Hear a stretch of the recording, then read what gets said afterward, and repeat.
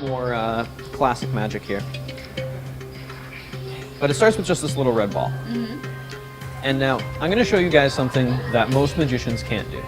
And it looks like this. I take the ball, I put it in my hand. And no matter what I do, that ball is actually going to stay in my hand. Now, you guys aren't freaked out by that, so I can tell you're not magicians. Because see, anytime a magician is going to do that, anytime a magician takes that ball, they place it in their hands like that, that ball's actually going to jump from one hand to the other. Right there. Yeah. All right. So what I'm going to do one more time is I take that ball, it goes in the hand, and it's taken me years to get it to stay, right? See, normally I take that ball, I place it in my hand, it'll jump to somewhere. Like normally it just goes back, it'll end up somewhere like my pocket. Now, I can take this ball, and it's all about where you're watching it if I want to make it jump. So you might be watching my left hand, you might be watching my right hand. But the important thing is no matter what, you're going to see the ball, because there's actually two of them, right? So can I borrow one of your hands right now? I'll give it back afterwards, don't worry.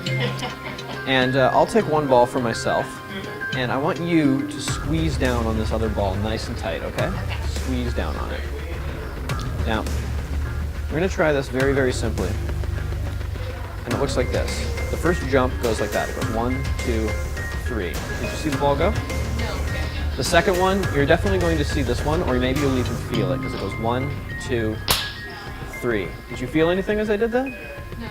I didn't even touch your hand, right? All I want you to do is slowly, very, very slowly, open your hand up for me. And there's the one ball, and there's the two. Because they can actually go through stuff. It's very simple. You take the one ball, right? You stick it under the table, and it'll actually come up and through. So I'm going to start with just the one. All right, and I'm going to place that into my hand right there. And we'll take a second one. I'll place it in my hand. And you know what? Let's get interesting. We're going to use 3. And Justice, I'm going to borrow your hand for this one. Great. I'm going to squeeze down on all 3, and all I want you to do is hold on tight to those 3, okay? I need my fingers back, though. Okay. Perfect. And all I want you to do is just slowly, slowly open your hand. You can feel the change, right? We actually get a cube out of that. Now that is, of course, an optical illusion, right? Because that cube doesn't exist. It's actually just 1, 2, and 3 balls. Now, the reason I wanted to make sure someone had a lighter here is because I'm going to try something here. Can I see that lighter? Yeah. Perfect. That works, right? I have this great party trick I do. I ask someone for a lighter. It goes in my right pocket. I get a free lighter out of it. It's great.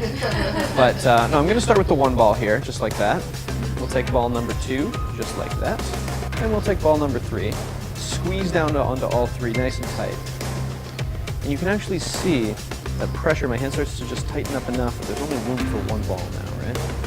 And the one ball is a little bit easier to deal with, because now we can actually take out the lighter.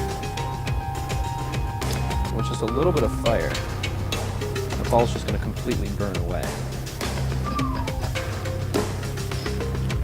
Now, this lighter's not actually magic, that's why I had you check it out. Make sure there was nothing wrong with it, nothing hiding inside of it or anything like that. The problem is when the lighter's not really magic, it doesn't really vanish anything. The ball just goes back to my pocket, which is boring. The only way to make that ball truly vanish, to make the lighter truly magic, is to squeeze down on it so tight that it actually changes and it turns into the lighter itself right there. Now it's a magic lighter. Now it's a magic lighter.